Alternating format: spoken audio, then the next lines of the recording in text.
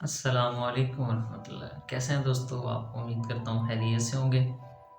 एक और गज़ल के साथ आपके सामने हाज़िर हूँ। इशार देखिएगा कि पहले तो कड़ी धूप को तस्कीन कहेंगे,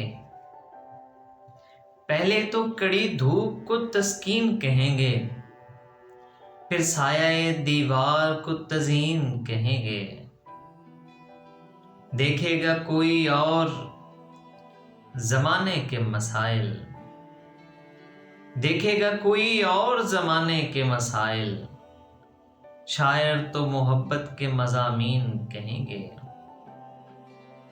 आदी हैं मसाइल के तसलसल के यहाँ लोग, आदी हैं मसाइल के तसलसल के यहाँ लोग, मंजर के बदल जाने को तौहीन कहेंगे।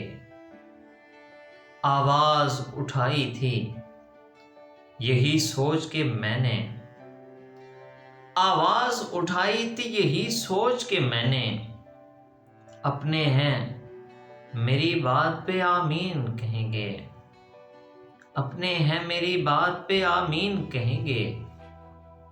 दो चार तो ऐसे भी मेरे दोस्त हैं फैजान, दो चार तो ऐसे भी मेरे दोस्त हैं फैजान, मीठा भी अगर खाएं तो नमकीन कहेंगे।